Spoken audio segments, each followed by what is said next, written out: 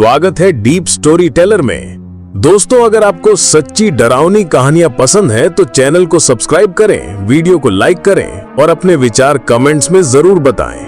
आज की कहानी एक ऐसी रात की है जो सुनकर आपकी रूह कांप उठेगी। दोस्तों, मेरा नाम रवि है और मैं लखनऊ का रहने वाला हूँ। मैं पिछले 15 सालों से ट्रक चला रहा हूँ और इस दौरान न जाने कितने लंबे सफर किए हैं, कितने अनजान रास्तों पर चला हूं और कितने ही सुनसान इलाकों से गुजरा हूं। लेकिन आज मैं जो डरावनी घटना सुनाने जा रहा हूं वो मेरी जिंदगी की सबसे भयानक रात थी। ये घटना उस वक्त की है जब मैं अपने खलासी सुरेश के साथ लखनऊ से मध्य प्रदेश के लिए ट्रक लेकर निकला था। उस वक्त हमारे दिमाग में बस यही था कि माल सही सलामत डिलीवर कर दें और वापसी का सफर शुरू करें। लेकिन हमें इस बात का जरा भी अंदाजा नहीं था कि ये सफर हमारी जिंदगी का सबसे खौफनाक सफर बनने वाला है। आज भी जब उस रात को याद करता हूं तो रूह कांप जाती है। हम दोनों ऐसी स्थिति में फंस चुके थे कि ना तो आगे बढ़ सकते थे और ना ही पीछे लौट सकते थे। ऐसा लग रहा था जैसे किसी ने हमें एक मौत के जाल में फंसा दिया हो, जहां से निकलना नामुमकिन था। लेकिन अब इन पुरानी बातों को छोड़कर मैं आपको सीधा उस रात पर लेकर चलता हूं जब हमारे साथ वो डरावना हादसा हुआ। उस रात ठंड बहुत ज्यादा थी। लखनऊ की सड़कों पर हल्की धुंध फैली हुई थी और मैं अपने ट्रक में माल भरवाने के लिए गोदाम पहुंचा। गोदाम पर हलचल तेज थी। मजदूर तेजी से ट्रकों में सामान भर रहे थे और दूसरी तरफ ड्राइवर अपनी रसीद कटवाने में लगे थे। मैंने अपने ट्रक के सारे कागजात चेक किए और सुरेश को इशारा किया कि ट्रक में बैठ जाए। सुरेश ट्रक के अंदर जाकर अपने बैठने की जगह बना चुका था। उसने अपने लिए एक पुरानी रजाई भी रख ली थी क्योंकि ठंड बहुत थी। करीब 1 घंटे बाद माल भर चुका था और मुझे मध्य प्रदेश के लिए निकलना था। मैंने ट्रक स्टार्ट किया और धीरे धीरे हाईवे की तरफ बढ़ने लगा। रात के करीब 11 बज चुके थे। लखनऊ की चहल पहल अब धीरे धीरे कम हो रही थी, लेकिन हाईवे पर अभी भी ट्रकों की आवाजाही जारी थी। सुरेश बगल में बैठा था और रेडियो चला रखा था। हल्की हल्की लोकगीतों की आवाज ट्रक केबिन में गूंज रही थी, जिससे माहौल थोड़ा हल्का लग रहा था। मैंने गाड़ी की स्पीड 60 से 70 के आसपास रखी थी क्योंकि माल भारी था और सड़क पर हल्की कोहरे की चादर बिछी हुई थी। करीब 2 घंटे तक सफर बिल्कुल सामान्य रहा, लेकिन जैसे ही हमने लखनऊ से बाहर कदम रखा और हाईवे के एक सुनसान हिस्से में पहुंचे, अजीब चीजें होने लगी। सुरेश झपकी ले रहा था और मैं ट्रक चला रहा था। अचानक मेरी नजर हाईवे के किनारे खड़ी एक औरत पर पड़ी। वो सफेद साड़ी पहने हुए थी और सड़क किनारे खड़ी थी। ऐसा लग रहा था जैसे किसी का इंतजार कर रही हो। मैं थोड़ा हैरान हुआ क्योंकि इस ठंड में इतनी रात को इस तरह कोई औरत सड़क किनारे अकेली क्यों खड़ी होगी। लेकिन मैंने ज्यादा ध्यान नहीं दिया और ट्रक चलाता रहा। जैसे ही मैं उसके पास से गुजरा, अचानक सुरेश की आंख खुली और उसने मुझसे पूछा, मालिक, आपने देखा? मैंने कहा, क्या देखा? सुरेश थोड़ा घबराया हुआ लग रहा था। उसने कहा, वो जो औरत खड़ी थी, आप भी देखे ना? मैंने उसे हाँ में जवाब दिया, लेकिन मन ही मन सोच रहा था कि सुरेश बेवजह डर रहा है। मैंने उसे समझाया कि ये कोई भटकती हुई औरत हो सकती है या किसी को लिफ्ट मांगने के लिए खड़ी होगी, लेकिन सुरेश चुपचाप सिर झुकाकर बैठ गया, जैसे उसे कुछ अजीब लग रहा हो। करीब आधे घंटे बाद जैसे ही हम एक और सुनसान मोड़ पर पहुंचे, मेरी नजर फिर से उसी औरत पर पड़ी। इस बार मेरा दिल जोर से धड़कने लगा क्योंकि ये वही औरत थी। सफेद साड़ी, लंबी कद काठी और एक ही जगह खड़ी। ये कैसे हो सकता है? हमने गाड़ी रोकी नहीं थी तो ये औरत यहाँ कैसे आ सकती थी? मैं पूरी तरह अलर्ट हो गया। मैंने सुरेश को जगाया और कहा, अब तो तेरा वहम नहीं होगा, देख, फिर से वही औरत यहाँ खड़ी है। सुरेश ने डरते हुए बाहर देखा और एकदम सहम गया। मालिक, जल्दी ट्रक भगाइए, ये सही नहीं है। मैंने भी अब बिना वक्त घंवाए गाड़ी की स्पीड बढ़ा दी और आगे बढ़ने लगा। लेकिन मेरे दिमाग में सवाल घूम रहे थे, क्या सच में कुछ गलत हो रहा था या ये सिर्फ एक इत्तेफाक था? हमने करीब 10 किलोमीटर का सफर तय किया और अब एक सुनसान इलाका शुरू हो चुका था। चारों तरफ घना जंगल था, कोई दूसरी गाड़ी नजर नहीं आ रही थी और कोहरा भी अब ज्यादा हो गया था। हाईवे के इस हिस्से में अक्सर ट्रक ड्राइवर अपने वाहनों को रोकते नहीं थे क्योंकि ये इलाका कुख्यात था। यहाँ कई लूटमार की घटनाएं हो चुकी थीं और कई ड्राइवरों ने यहाँ अजीबोगरीब घटनाओं की कहानियां भी सुनाई थीं। मुझे इन सब पर कभी भरोसा नहीं था, लेकिन आज जो कुछ हो रहा था उसने मेरे अंदर भी हलचल मचा दी थी। थोड़ी देर बाद सुरेश ने मुझसे कहा, मालिक पेट में बहुत जोर की भूख लग रही है, कहीं ढाबा दिखे तो रोक देना। मैंने भी महसूस किया कि अब हमें कुछ खा लेना चाहिए। सफर लंबा था और एनर्जी जरूरी थी, लेकिन इस सुनसान रास्ते में ढाबा कहाँ मिलेगा ये सोचकर मैं थोड़ी चिंता में पड़ गया। तभी कुछ दूर मुझे हल्की रोशनी दिखी। ये एक ढाबे की रोशनी थी, एक पुराना ढाबा जो सड़क के किनारे था। ये देखकर मुझे राहत मिली और मैंने ट्रक धीरे धीरे सड़क के किनारे लगा दिया। जैसे ही मैं ट्रक से उतरा, एक अजीब सा सन्नाटा महसूस हुआ। हवा बिल्कुल ठंडी थी और ढाबे की तरफ से हल्की हल्की आग की लपटें उठ रही थीं। ढाबे के बाहर कुछ चारपाइयां पड़ी थीं और एक आदमी आग जलाकर बैठा था। अंदर से एक औरत रोटियां सेक रही थी और एक लड़का खाना परोस रहा था। सब कुछ सामान्य लग रहा था, लेकिन माहौल में कुछ था जो असामान्य था। मैंने किशन से कहा, चल खाना खाते हैं। हम दोनों ढाबे में दाखिल हुए और उस लड़के से खाने का पूछा। लड़के ने कहा, साहब आज हमारे पास सिर्फ खड़ी चावल है, खा लीजिए। मुझे इसमें कोई दिक्कत नहीं लगी, लेकिन सुरेश थोड़े अजीब ढंग से इधर उधर देख रहा था। मैंने उसे घूर कर देखा और कहा, अब फिर से डरने मत लग जाना, चुपचाप खाना खा। खाना आ चुका था। खड़ी की खुशबू बहुत अच्छी थी और रोटियां भी गर्मा गर्म थीं। मैंने पहला कौर मुंह में डाला और अचानक मेरी नजर सामने बैठी उस औरत पर पड़ी जो अब हमें घूर रही थी। उसकी बड़ी बड़ी लाल आंखें और उसमें कुछ अजीब सा था, जैसे कोई रहस्य छुपा हो। मैंने सुरेश से धीरे से कहा, यह औरत अजीब लग रही है, तुझे नहीं लगता? सुरेश ने गर्दन हिलाई और धीरे से फुसफुसाया, मालिक हमें यहां से निकल जाना चाहिए। लेकिन अब बहुत देर हो चुकी थी, क्योंकि तभी मैंने देखा कि उस औरत की आंखें एकदम लाल हो गई थीं और उसके चेहरे पर एक भयानक मुस्कान थी। मेरे सामने बैठी वो औरत अब भी मुझे घूर रही थी। उसकी बड़ी बड़ी लाल आंखें और हल्की मुस्कान मुझे बेचैन कर रही थी। मैं समझ नहीं पा रहा था कि ये सब सिर्फ मेरा भ्रम था या सच में कुछ अजीब था। लेकिन जैसे ही मैंने पलटकर सुरेश की तरफ देखा, उसका चेहरा बिल्कुल सफेद पड़ चुका था। ऐसा लग रहा था जैसे उसकी रगों में बहता खून जम चुका हो। मैंने धीरे से पूछा, क्या हुआ? सुरेश की आवाज कांप रही थी। मालिक हमें यहाँ से अभी निकलना होगा, अभी के अभी। सुरेश के इस डर ने मेरी बेचैनी और बढ़ा दी, लेकिन मैंने अपने मन को संभाला और सोचा कि शायद ये सब सिर्फ हमारा वहम है। मैंने खुद को समझाया कि हम हाईवे पर हैं, भूख लगी है और ढाबे पर खाना खाना कोई अजीब बात नहीं। लेकिन तभी मेरे कानों में एक हल्की सी फुसफुसाहट सुनाई दी, मानो कोई मेरे बहुत करीब खड़ा होकर कुछ कह रहा हो। मैंने झटके से पीछे मुड़कर देखा, लेकिन वहां कोई नहीं था। मैं हक्का बक्का रह गया। क्या मैंने सच में कुछ सुना था या ये सिर्फ मेरा वहम था? मेरी हालत देखकर सुरेश ने मेरी बाजू पकड़ ली और बोला, मालिक यहाँ कुछ बहुत गलत है, हमें यहाँ से निकल जाना चाहिए जल्दी। लेकिन मेरे अंदर की जिद मुझे रोक रही थी। मैंने गहरी सांस ली और कहा, हम डरने नहीं आए हैं, खाना खाकर निकलेंगे। मैं जबरदस्ती अपनी घबराहट को छुपाने की कोशिश कर रहा था, लेकिन सुरेश अब भी घबराया हुआ था। उसने धीरे से मेरी ओर झुककर कहा, मालिक आप ध्यान से देखिए, ये ढाबा कुछ अजीब नहीं लग रहा? मैंने इधर उधर देखा। ढाबे के अंदर हल्की रोशनी थी। एक तरफ मिट्टी की दीवारों पर पुराने पीले बल्ब लटक रहे थे। कोयले की धीमी रोशनी में खाना बन रहा था। लेकिन तभी मेरी नजर एक अजीब चीज पर पड़ी। ढाबे की किचन के पास एक बड़ा सा तांबे का ड्रम रखा था, जिसमें कोई काला तरल पदार्थ भरा हुआ था। लेकिन जैसे ही मैंने ध्यान से देखा, मुझे उसमें कोई चीज तैरती हुई दिखी। मुझे लगा शायद मेरी आंखों का धोखा होगा, लेकिन अगली ही सेकंड मेरी सांसें थम गईं। वो एक तटा हुआ इंसानी हाथ था। मेरा शरीर कांप उठा। मैंने सुरेश की ओर देखा और वो भी मेरी ही तरह हक्का बक्का रह गया था। हम दोनों ने एक दूसरे की तरफ देखा और बिना एक भी सेकंड गवाए अपनी जगह से खड़े हो गए। लेकिन जैसे ही हम उठे, उस औरत ने हमें घूरते हुए कहा, इतनी जल्दी कहां जा रहे हो साहब? उसकी आवाज में एक अजीब सी गूंज थी, जैसे कई आवाजें एक साथ बोल रही हों। मेरा पूरा शरीर ठंडा पड़ चुका था। सुरेश मेरे बाजू को कस के पकड़ चुका था और हम दोनों के शरीर से पसीना टपक रहा था।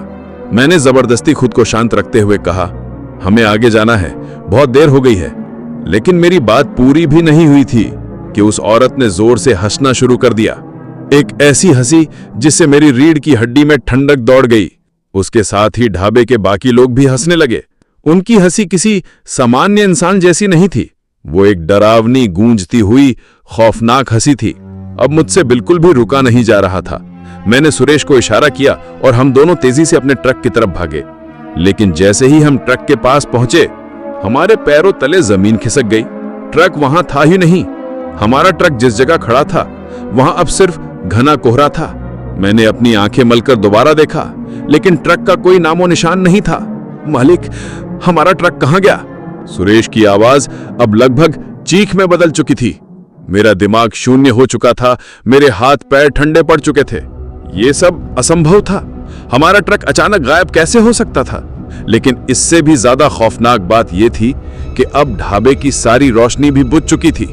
चारों तरफ अंधेरा और सन्नाटा था, और वो औरत और ढाबे के बाकी लोग अब हमें दिखाई भी नहीं दे रहे थे। सुरेश, यहां से हमें भागना होगा। मैंने ये कहते ही सुरेश का हाथ पकड़ा और अंधेरे में भागने लगा। लेकिन अंधेरा इतना घना था कि हमें कुछ दिखाई नहीं दे रहा था। चारों तरफ बस घना कोहरा और ठंडी हवा थी। हमारी सांसें तेज चल रही थी और हमारे पैरों के नीचे की जमीन भी अब दलदली महसूस हो रही थी। ऐसा लग रहा था जैसे जमीन हमें अंदर खींच रही हो। तभी अचानक हमें दूर कहीं हल्की रोशनी दिखाई दी। मुझे लगा शायद ये किसी गांव की रोशनी होगी। मैंने बिना कुछ सोचे सुरेश से कहा, चल वहां चलते हैं। सुरेश ने मेरी तरफ देखा और डरते हुए कहा, मालिक, कहीं ये भी तो छलावा नहीं है? मुझे उसकी बात सुनकर गुस्सा आया, लेकिन अंदर से मैं भी डर रहा था। हमने कोई और चारा ना देखकर उस रोशनी की ओर जाना शुरू कर दिया। धीरे धीरे रोशनी तेज होती गई और जैसे ही हम करीब पहुंचे, हमारे पैरों तले जमीन खिसक गई। हम एक बार फिर उसी ढाबे के सामने खड़े थे। मैंने सुरेश की ओर देखा। वो कांपते हुए बोला, मालिक, ये क्या हो रहा है? मैं खुद भी समझ नहीं पा रहा था कि हम बार बार उसी जगह पर क्यों लौट रहे थे। ऐसा लग रहा था जैसे कोई अदृश्य ताकत हमें यहां से जाने ही नहीं दे रही थी। हम जितना भी दौड़ रहे थे, घूम फिरकर उसी जगह आ रहे थे। ये जगह हमें छोड़ने के लिए तैयार ही नहीं थी। अब हमारी हालत बुरी हो चुकी थी। हमारी सांसें तेज चल रही थी, पसीने से तरबतर थे और हमारे दिमाग ने काम करना बंद कर दिया था। तभी अचानक हमारे पीछे से वही डरावनी हंसी गूंज उठी। तुम लोग यहां से बचकर नहीं जा सकते। ये आवाज इतनी ठंडी और डरावनी थी कि मेरा पूरा शरीर झुंझुना उठा। मैंने धीरे से अपनी गर्दन घुमाई और देखा कि वही औरत हमारे ठीक पीछे खड़ी थी, लेकिन अब वो पहले जैसी नहीं थी। उसकी आंखें पूरी तरह से काली हो चुकी थी। उसका चेहरा इतना भयानक हो गया था कि एक नजर देखने से ही दिल दहल जाए। वो अजीब सी मुस्कान लिए हमें घूर रही थी और उसकी सांसें इतनी गहरी थीं कि लग रहा था जैसे कोई भारी जानवर घुर्रा रहा हो। सुरेश ने मेरे हाथ को कसकर पकड़ लिया। उसके शरीर में इतनी कंपन थी कि मैं उसे महसूस कर सकता था। हम दोनों के पसीने छूट रहे थे, लेकिन हमारे सामने कोई रास्ता नहीं था। हम बस खड़े होकर इस भयानक मंजर को देख रहे थे और हमारे पैरों ने जैसे जमीन पकड़ ली थी। हम हिल भी नहीं पा रहे थे। मैं कुछ बोलने की कोशिश कर रहा था, लेकिन मेरी आवाज हलक में ही अटक गई थी। तभी उस औरत ने एक कदम आगे बढ़ाया और उसकी हंसी और जोरदार हो गई। भाग क्यों नहीं रहे? नहीं चाहते कि जिंदा रहो? उसकी आवाज में इतना डर था कि मैं खुद को संभाल ही नहीं पा रहा था। मैंने तुरंत सुरेश का हाथ पकड़ा और चिल्लाया, भागो! और हम दोनों बिना पीछे देखे दौड़ने लगे। हम जंगल की ओर भाग रहे थे, लेकिन अंधेरा इतना घना था कि रास्ता दिखाई नहीं दे रहा था। हमारे पैरों के नीचे गीली जमीन थी और भागते हुए हमें ठोकरें भी लग रही थी। ठंडी हवा हमारे चेहरे को चीर रही थी। दिल की धड़कन इतनी तेज थी कि लग रहा था कि अभी छाती से बाहर निकल आएगी। चारों तरफ सन्नाटा था, लेकिन हमारे कानों में बस वही हंसी गूंज रही थी। हम हाफते हुए आगे बढ़ते रहे, लेकिन कुछ ही मिनटों में हमें एहसास हो गया कि हम फिर से उसी ढाबे के पास आ गए थे। हमारी आंखें फटी की फटी रह गईं। नहीं, ये कैसे हो सकता है? सुरेश अब रोने की हालत में था। मालिक, हम कहीं और क्यों नहीं जा पा रहे? ये सब क्या हो रहा है? मैं खुद भी समझ नहीं पा रहा था कि हमारे साथ ये क्या खेल खेला जा रहा था। तभी मैंने चारों तरफ देखा और अब कुछ और भी अजीब लगा। ढाबा अब पहले जैसा नहीं था। अब वहां कोई आदमी, औरत या लड़का नहीं दिख रहा था। बस एक टूटी फूटी जगह थी, एक वीरान उजड़ा हुआ ढाबा जिसकी दीवारों पर सिर्फ जले हुए निशान थे। लकड़ियों के ढेर पर राख जमी थी और पूरा इलाका ऐसा लग रहा था जैसे वहां बरसों से कोई नहीं आया हो। मालिक, ये क्या है?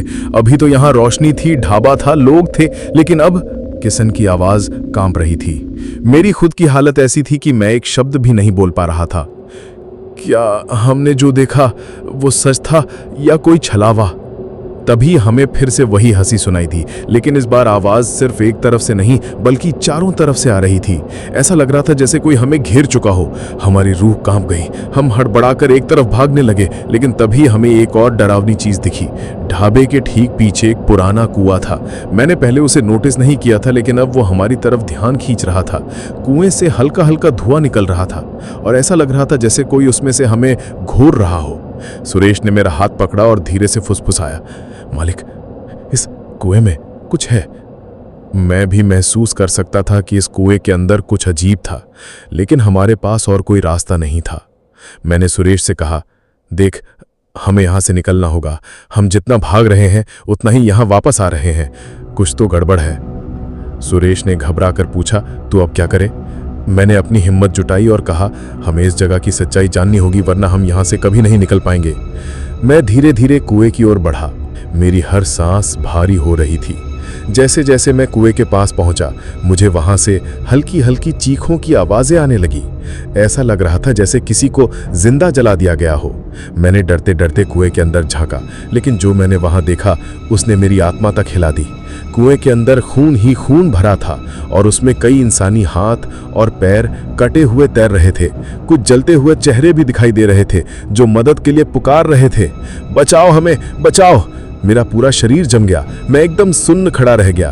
तभी अचानक किसी ने मुझे पीछे से जोर से धक्का दिया और मैं कुएं में गिरने ही वाला था कि सुरेश ने मुझे पकड़ लिया। हम दोनों घबराकर पीछे हटे और एक साथ हाँफने लगे। मालिक, कोई हमें मारना चाहता है। सुरेश अब पूरी तरह डर चुका था। तभी अचानक कुएं से एक जलती हुई आकृति बाहर निकली। वो आधा जला हुआ आदमी था। उसकी चमड़ी झुलसी हुई थी और उसकी आंखों से खून निकल रहा था। उसने अपने हाथ हमारी ओर बढ़ाए और दर्द भरी आवाज में बोला, तुम यहां क्यों आए? हम दोनों बुरी तरह डर चुके थे। मैं कुछ बोल पाता इससे पहले ही वो जलता हुआ आदमी जोर से चीखने लगा। उसकी चीख इतनी भयानक थी कि हमारे कानों के पर्दे फटने लगे। हम दोनों ने अपने कान बंद कर लिए और दौड़ पड़े। हमें कुछ समझ नहीं आ रहा था कि क्या हो रहा है। हम बस भागते जा रहे थे। हम जितना आगे बढ़ते, रास्ता उतना ही धुंधला होता जा रहा था और फिर अचानक सब कुछ एकदम शांत हो गया। हम दोनों ने हांफते हुए चारों तरफ देखा। अब हमारे सामने कुछ भी नहीं था, ना कुआं, ना ढाबा, ना ही कोई भूतिया हंसी। चारों तरफ सिर्फ घना जंगल था। ऐसा लग रहा था जैसे हम किसी और ही जगह आ गए थे। मैंने सुरेश की तरफ देखा और कहा, लगता है हम बच गए। सुरेश ने राहत की सांस ली और बोला, मालिक, अब हमें यहाँ 1 मिनट भी नहीं रुकना चाहिए। जल्दी से बाहर निकलते हैं। हम दोनों ने हिम्मत जुटाई और जंगल से बाहर निकलने का रास्ता खोजने लगे। लेकिन ये जंगल अजीब था। जितना चलते थे उतना ही गहरा होता जा रहा था। हमने कई घंटे चलने के बाद भी कोई रास्ता नहीं पाया। हमारी हालत खराब हो रही थी। भूख और प्यास से हालत बिगड़ने लगी थी। तभी हमें दूर हल्की रोशनी दिखाई दी। मालिक, लगता है कोई गांव है। सुरेश की आवाज में उम्मीद थी। मैंने भी सोचा कि शायद ये कोई सुरक्षित जगह हो। हम दोनों तेजी से उस रोशनी की तरफ बढ़ने लगे। जैसे ही पास पहुंचे, हमारी आंखें फटी रह गईं। हम फिर से उसी ढाबे के सामने खड़े थे। मेरे दिमाग ने जैसे काम करना बंद कर दिया था। मैंने सुरेश की तरफ देखा। उसका चेहरा बिल्कुल सफेद पड़ चुका था। होंठ कांप रहे थे और आंखें डर से फटी हुई थी। मालिक, ये क्या हो रहा है? हम फिर से यहीं आ गए। सुरेश की आवाज कांप रही थी। मेरा खुद का गला सूख चुका था। हम पूरी ताकत से भागे थे, लेकिन जैसे ही लगा कि हम बच निकले, हम फिर से उसी जगह पर लौट आए। ये मुमकिन ही नहीं था, लेकिन फिर भी हो रहा था। मेरे माथे पर पसीना बहने लगा। मैंने धीरे से कदम आगे बढ़ाया और चारों तरफ नजर दौड़ाई। ढाबा अब पहले जैसा नहीं लग रहा था। चारों तरफ अजीब सन्नाटा था। वो औरत, ढाबे के बाकी लोग, वो जलता हुआ आदमी, सब गायब थे। लेकिन अब ये ढाबा पूरी तरह वीरान दिख रहा था, जैसे सालों से यहाँ कोई नहीं आया हो। टूटी फूटी चारपाइयां इधर उधर बिखरी थी। जले हुए चूल्हे की राख अब भी वहां मौजूद थी और हवा में एक अजीब सी सड़ांध भरी हुई थी। मुझे ऐसा महसूस हो रहा था जैसे यहाँ किसी की मौत हुई हो। सुरेश धीरे धीरे मेरे करीब आया और मेरे कान में फुसफुसाया, मालिक, कुछ गड़बड़ है। यहाँ की हवा में भी एक अजीब सी घुटन है। हमें यहाँ से निकलना होगा। मैं भी यही सोच रहा था, लेकिन समस्या ये थी कि रास्ता हमें कहीं और जाने ही नहीं दे रहा था। हम भागते थे और फिर भी उसी जगह लौट आते थे, जैसे इस जगह ने हमें अपने जाल में फंसा लिया हो। मालिक, हमें कुछ करना होगा, ऐसे बैठे रहेंगे तो मर जाएंगे। सुरेश अब लगभग रोने लगा था। मैं खुद भी डर के मारे पसीने से भीग चुका था, लेकिन अपने आप को शांत रखने की कोशिश कर रहा था। तभी मेरी नजर ढाबे के पीछे बने कुएं पर गई। सुरेश, हमें उस कुएं के पास जाना होगा। सुरेश ने मेरी तरफ घबरा कर देखा। कुएं के पास? मालिक, आप पागल तो नहीं हो गए हैं? वहां से तो अभी हमने वो जलता हुआ आदमी निकलते देखा था। मैंने उसकी बात अनसुनी कर दी और धीरे धीरे कुएं की तरफ बढ़ने लगा। कुएं से अब भी हल्का हल्का धुआं उठ रहा था, जैसे किसी ने उसमें कुछ जलाया हो। हवा में वही अजीब सी सड़ांध भरी हुई थी। मैंने धीरे से कुएं के अंदर झांका, लेकिन वहां अब कोई खून नहीं था, कोई कटे हुए हाथ नहीं थे, कुछ भी नहीं। कुआं अब एकदम सूखा और खाली लग रहा था। मालिक, अब क्या करें? सुरेश ने कांपती हुई आवाज में पूछा। मैंने गहरी सांस ली और कहा, हमें पता लगाना होगा कि यहां असल में क्या हुआ था। मगर कैसे? सुरेश ने घबरा कर पूछा। मैंने अपनी जेब से मोबाइल निकाला, सोचा इंटरनेट पर कुछ खोजूं, लेकिन फोन की स्क्रीन पर कोई नेटवर्क नहीं था। बैटरी 50% थी, लेकिन स्क्रीन पर कोई टाइम नहीं दिख रहा था और सिग्नल पूरी तरह गायब था। मालिक, ये क्या हो रहा है? मेरा भी फोन बंद हो गया। सुरेश घबरा कर बोला। मैंने गहरी सांस ली और कहा, हमें बस यहां से निकलना है, इससे पहले कि कुछ और अजीब हो। तभी हमें एक हल्की सी आवाज सुनाई दी, बचाओ, हमें बचाओ। हम दोनों के शरीर में ठंडक दौड़ गई। आवाज कुएं के अंदर से आ रही थी। सुरेश ने तुरंत मेरा हाथ पकड़ लिया। मालिक, हमें भागना होगा। लेकिन मैं अब ठहर चुका था। मैं समझना चाहता था कि यहां हो क्या रहा है। मैंने धीमे धीमे कुएं के अंदर झांकने की कोशिश की, लेकिन कुएं के अंदर घना अंधेरा था। अचानक कुएं के अंदर से एक डरावना चेहरा उभरा।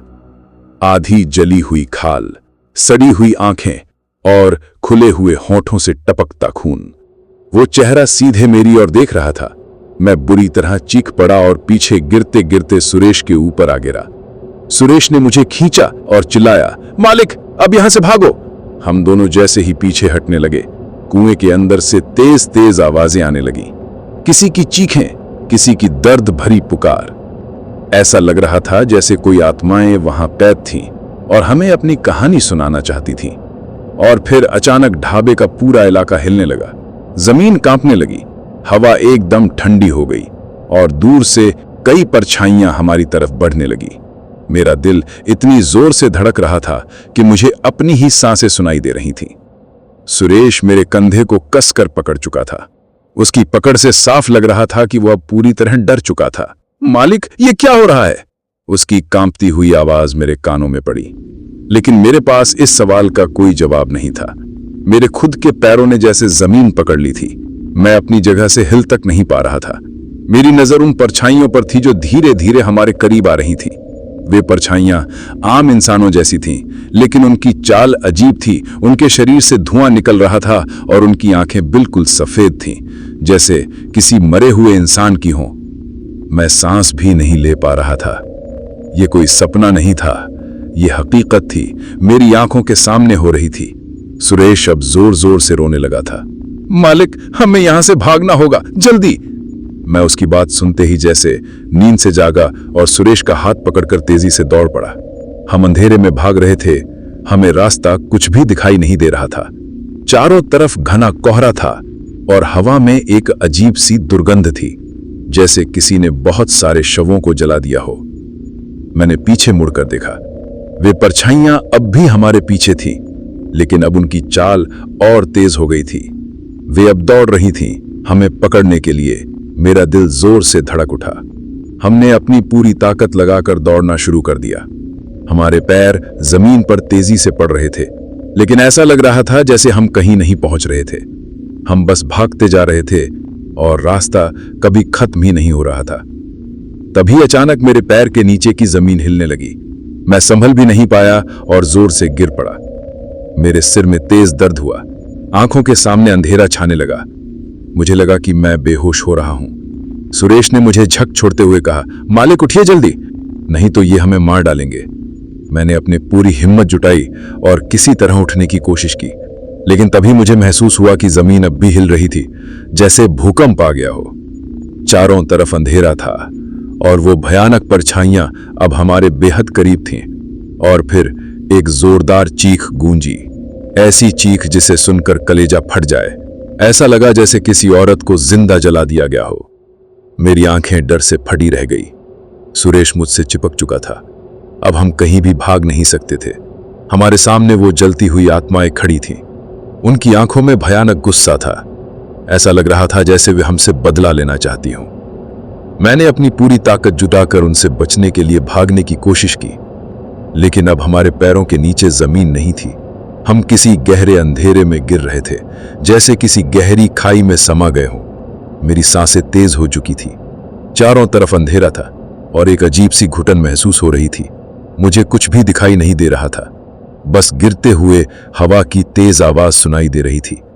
ऐसा लग रहा था जैसे हम किसी ऐसी जगह पहुंचने वाले थे जहां से वापस आना नामुमकिन होगा। मैं चिल्लाया, सुरेश, कहां हो? लेकिन मेरी आवाज जैसे अंधेरे में ही गुम हो गई। तभी अचानक मेरा शरीर किसी ठोस जमीन से टकराया और एक तेज झटका लगा। मेरे सिर के आगे अंधेरा छा गया और मेरा सिर घूमने लगा। मैं बेहोश होने ही वाला था कि तभी मुझे दूर से किसी के रोने की आवाज सुनाई दी। मालिक, उठिए, मालिक! मैंने धीरे धीरे अपनी आंखें खोली। मेरा सिर अब भी चकरा रहा था। चारों तरफ हल्का हल्का उजाला था, लेकिन माहौल अजीब था। ऐसा लग रहा था जैसे हम किसी बहुत पुरानी जगह पर हों। मैं हिलने की कोशिश कर रहा था, लेकिन मेरा शरीर अब भी शून्य था। तभी मैंने देखा कि सुरेश कुछ दूर बैठा हुआ था। उसकी आंखों में आंसू थे। उसने डरते हुए मेरी तरफ देखा और कहा, मालिक, हम कहां आ गए? मैंने चारों तरफ नजर दौड़ाई। ये जगह किसी पुराने खंडहर जैसी लग रही थी। टूटी फूटी दीवारें, जला हुआ फर्श और हवा में सड़ी हुई बदबू थी। हमें इस जगह से जल्द निकलना था, लेकिन सबसे बड़ा सवाल यह था कि हम थे कहां। मैंने धीरे से उठने की कोशिश की। मेरा शरीर अब भी दर्द से टूट रहा था, लेकिन मैंने खुद को संभाला और सुरेश के पास गया। तो ठीक है? सुरेश ने सिर हिलाया, लेकिन उसकी आंखों में खौफ साफ झलक रहा था। तभी अचानक हमें फिर से वही डरावनी हंसी सुनाई दी। तुम भाग नहीं सकते? हम दोनों के शरीर में बिजली दौड़ गई। हमने एक दूसरे की तरफ देखा और बिना कुछ सोचे आगे बढ़ने लगे। अब हमें हर हाल में यहां से बाहर निकलना था। लेकिन जैसे ही हम कुछ कदम आगे बढ़े, हमें जमीन पर कुछ अजीब दिखा। ये काले रंग के निशान थे, जैसे किसी को जिंदा जला दिया गया हो। मेरे शरीर में ठंडक दौड़ गई। क्या ये वही जगह थी जहां उन आत्माओं के साथ कुछ भयानक हुआ था? सुरेश ने कांपती आवाज में कहा, मालिक, ये जगह बहुत गलत है, हमें जल्दी से निकलना होगा। मैं भी यही सोच रहा था। हम जैसे ही दरवाजे की ओर बढ़े, वहां अचानक एक साया प्रकट हो गया। ये वही औरत थी जो ढाबे पर थी, लेकिन अब उसका चेहरा और भी डरावना हो चुका था। उसकी आंखों से खून बह रहा था, उसके होंठ कटे हुए थे और उसके शरीर पर जगह जगह जलने के निशान। उसने धीरे से कहा, तुम यहां से जिंदा नहीं जा सकते। उस औरत की फटी हुई आवाज हमारे कानों में गूंज रही थी। मेरी टांगें कांप रही थीं। दिल इतनी तेज धड़क रहा था कि लगा जैसे अभी फट जाएगा। सुरेश पूरी तरह जड़ हो चुका था। वो मेरी बाजू कसकर पकड़े हुए था। उसकी पकड़ से साफ था कि अब वो अपनी सुध-बुध खो चुका था। लेकिन मेरी नजर उस औरत के चेहरे पर थी। उसका चेहरा किसी जले हुए इंसान की तरफ विकृत हो चुका था। उसके कटे हुए होंठ हिल रहे थे, लेकिन उसकी आंखों में एक अजीब सी नफरत थी। ऐसा लग रहा था जैसे वो हमें इस दुनिया से मिटा देना चाहती हो। मालिक, अब क्या करें? सुरेश ने कांपती आवाज में पूछा। मैं खुद भी समझ नहीं पा रहा था कि अब हमें क्या करना चाहिए, लेकिन एक बात साफ थी, अगर हम यहां रुके तो जिंदा नहीं बचेंगे। मैंने धीरे से सुरेश का हाथ पकड़ा और भुसभुसाया, धीरे धीरे पीछे हटते हैं, बिना कोई आवाज किए, और जैसे ही मौका मिले दौड़ लगा देंगे। सुरेश ने मेरी बात सुनी और हल्का सा सिर हिलाया। हमने धीरे धीरे अपने कदम पीछे खींचने शुरू किए, लेकिन जैसे ही हमने पहला कदम बढ़ाया, उस औरत की हंसी गूंज उठी। अब तुम भागने की कोशिश कर रहे हो, लेकिन ये जगह तुम्हारी कैदगाह बन चुकी है। उसकी बात पूरी भी नहीं हुई थी कि अचानक जमीन कांपने लगी। हवा में एक सड़ी हुई गंध फैल गई और खंडहर की दीवारों से कई और परछाइयां निकलने लगी। ये परछाइयां धुएं जैसी थीं। उनके शरीर से आग की लपटें उठ रही थी और उनकी आंखों में सिर्फ अंधेरा था। भागो! मैंने सुरेश का हाथ खींचा और हम पूरी ताकत से भागने लगे। हमारे पैरों के नीचे की जमीन अब भी कांप रही थी, दीवारें हिल रही थी और हवा में चीखों की आवाज गूंज रही थी। ऐसा लग रहा था जैसे हम किसी नर्क में आ गए थे। हमने एक गलियारा पार किया, फिर एक टूटा फूटा दरवाजा दिखा। हमें लगा कि यही रास्ता बाहर जाने का होगा, लेकिन जैसे ही हम दरवाजे तक पहुंचे वो अपने आप बंद हो गया। नहीं, मैंने पूरी ताकत से दरवाजे को धक्का दिया, लेकिन वो टस से मस नहीं हुआ। सुरेश अब रोने की हालत में था। मालिक, अब कुछ नहीं हो सकता, हम यहां फंस गए। मैंने घबराकर चारों तरफ देखा, लेकिन अब तो हमारी हालत और भी खराब हो चुकी थी। हम चारों तरफ से उन जलती हुई परछाइयों से घिर चुके थे। मेरी सांसें तेज हो गई थी, दिल ऐसा धड़क रहा था जैसे अभी सीने से बाहर आ जाएगा। सुरेश बुरी तरह कांप रहा था। मालिक, अब तो बचने का कोई रास्ता नहीं बचा। उसकी आवाज हिल रही थी। मैं भी पूरी तरह डर चुका था, लेकिन फिर भी खुद को संभालने की कोशिश कर रहा था। मैंने चारों तरफ नजर दौड़ाई, लेकिन कहीं भी कोई दरवाजा, खिड़की या भागने का कोई रास्ता नहीं दिखा। हमारे पास सिर्फ दो ही विकल्प थे, या तो यहां खड़े खड़े अपनी मौत का इंतजार करें, या फिर आखिरी दम तक भागने की कोशिश करें। हमें यहां से निकलना होगा। मैंने गहरी सांस ली और किशन का हाथ पकड़कर तेजी से दौड़ पड़ा। हम जैसे ही आगे बढ़े, परछाइयां अचानक जोर से चिल्लाने लगी। उनकी आवाज इतनी डरावनी थी कि कानों के पर्दे फट जाएं, लेकिन हमने बिना पीछे देखे दौड़ना जारी रखा। हवा में जलते हुए मांस की गंध फैली हुई थी, जैसे किसी को जिंदा जला दिया गया हो। मेरी आंखों में जलन होने लगी थी, लेकिन मैं भाग रहा था, सिर्फ भाग रहा था। तभी अचानक हमारे सामने एक दरवाजा दिखा। यह दरवाजा आधा टूटा हुआ था और उसके पीछे घना अंधेरा था। मुझे समझ नहीं आ रहा था कि दरवाजा हमें बाहर की दुनिया में ले जाएगा या किसी और भयानक मौत की तरफ, लेकिन हमारे पास कोई और चारा नहीं था। मालिक, कुछ भी हो, हमें इसे खोलना ही होगा। सुरेश की आवाज डर और उम्मीद के बीच झूल रही थी। मैंने बिना कुछ सोचे उस दरवाजे को धक्का दिया। दरवाजा खुल गया और हम अंदर घुस गए। मेरी सांसें अभी तेज चल रही थी। दिल इतनी जोर से धड़क रहा था कि लग रहा था जैसे अभी फट जाएगा। अंदर घना अंधेरा था, लेकिन हमें भागते रहना था। बाहर जलती हुई परछाइयां हमारी तलाश में थी। हम एक संकरी गलीनुमा जगह में आ चुके थे। चारों तरफ सिर्फ धूल और धुआं था। हम धीरे धीरे आगे बढ़ने लगे। सुरेश अब भी कांप रहा था। उसकी हालत मुझसे भी ज्यादा खराब थी। मालिक, हमें यहां से जल्दी निकलना होगा, वरना वो अपनी बात पूरी भी नहीं कर पाया कि एक तेज चीख ने हमारे पैरों को वहीं जड़ कर दिया। तुम बच नहीं सकते। हम दोनों के रोंगटे खड़े हो गए। ये वही आवाज थी, लेकिन अब ये हमारे बिल्कुल करीब से आ रही थी। मैंने धीरे धीरे गर्दन घुमाई और मेरी आंखें फटी की फटी रह गई। दरवाजे के पास वही औरत खड़ी थी, लेकिन अब उसका चेहरा और भी ज्यादा विकृत हो चुका था। उसकी आंखों से खून बह रहा था।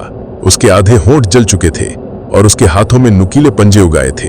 वो अब हमें मारने के लिए पूरी तरह तैयार थी। भागो, मैंने सुरेश का हाथ खींचा और हम पूरी ताकत से भागने लगे। हमें नहीं पता था कि यह रास्ता हमें कहां ले जा रहा था, लेकिन हमें बस जान बचानी थी। हम अंधेरे में भागते जा रहे थे। पीछे से चीखों की आवाजें तेज होती जा रही थी। ऐसा लग रहा था जैसे कई सारी आत्माएं हमारा पीछा कर रही थी। हमारी सांसें जवाब देने लगी थी, लेकिन हम रुक नहीं सकते थे। तभी अचानक हमें सामने एक रोशनी दिखी। ये वही मंदिर था जो मैंने उस दिन सपने में देखा था। मालिक, वो देखो मंदिर। सुरेश की आवाज में हल्की सी उम्मीद झलकी। मैंने भी राहत की सांस ली। वही हमारा आखिरी मौका है, बस वहां तक किसी भी हालत में पहुंचना होगा। हम पूरी ताकत से दौड़े और जैसे ही मंदिर के दरवाजे पर पहुंचे, एक जोरदार झटके से वो बंद होने लगा। नहीं, मैंने पूरी ताकत से सुरेश को अंदर धकेला और खुद भी अंदर कूद गया। जैसे ही हम अंदर पहुंचे, दरवाजा अपने आप बंद हो गया और बाहर की सारी आवाजें अचानक शांत हो गईं। हम दोनों जमीन पर गिर चुके थे। सांसें धौंकने की तरह चल रही थी। कुछ मिनटों तक हम बिना कुछ बोले वहीं पड़े रहे। फिर धीरे धीरे मैंने खुद को संभाला और चारों तरफ देखा। मंदिर बहुत पुराना था, लेकिन मां दुर्गा की मूर्ति अब भी चमक रही थी। हमने एक दूसरे की तरफ देखा और आंखों में राहत के आंसू थे। हम बच गए मालिक, हम बच गए। सुरेश फूट फूट कर रोने लगा। सुबह की पहली किरण फूट चुकी थी। मंदिर का दरवाजा अब खुल चुका था। हम बाहर आए तो देखा कि अब वहां न कोई ढाबा था, न खंडहर, बस एक सुनसान सड़क थी। हमने भगवान को धन्यवाद दिया और वापस अपने ट्रक की तलाश में निकल पड़े। कुछ ही दूर चलने के बाद हमें वही सड़क मिली जहां हमने ट्रक खड़ा किया था, और ट्रक अपनी जगह पर खड़ा था, लेकिन ढाबा पूरी तरह गायब था। वहां सिर्फ एक वीरान मैदान था। मालिक, ये सब क्या था? सुरेश ने धीरे से कहा। मैंने लंबी सांस ली और कहा, ये उन आत्माओं का श्राप था जो वहां मारे गए थे। शायद हमें उनकी कहानी बताने के लिए यहां बुलाया गया था, ताकि लोग जान सके कि वो रात कितनी भयानक थी। हमने ट्रक स्टार्ट किया और बिना पीछे देखे वहां से निकल पड़े। उस दिन के बाद मैंने कभी भी रात में सुनसान रास्तों पर ट्रक नहीं रोका। दोस्तों, ये कहानी यहीं खत्म हुई। लेकिन दोस्तों, जैसे ही हमें लगा कि ये खौफनाक सफर खत्म हो गया, तभी एक नई डरावनी घटना शुरू हुई। जंगल के बीचों बीच हमें एक पुराना स्कूल दिखा जो पूरी तरह जला हुआ था। उसके अंदर से बच्चों के रोने और चीखने की आवाजें आ रही थी। हम डर के मारे कांप रहे थे, लेकिन सच्चाई जानने के लिए अंदर गए। अंदर दीवारों पर खून से लिखा था, कोई नहीं बचेगा। ये देखकर हमारे पैरों तले जमीन खिसक गई। सुबह होते ही हम मंदिर में सुरक्षित थे। जब दरवाजा खुला तो न जंगल था, न ढाबा, न कोई भूत, सिर्फ एक सुनसान सड़क और हमारा ट्रक अपनी जगह पर खड़ा था। उस दिन के बाद मैंने रात के सुनसान रास्तों पर कभी ट्रक नहीं रोका। दोस्तों, ये कहानी यहीं खत्म होती है। अगर आपको ये कहानी पसंद आई तो वीडियो को लाइक करें और कमेंट्स में बताएं कि आपको कैसा लगा। मिलते हैं अगली डरावनी कहानी में, सिर्फ डीप स्टोरी टेलर पर।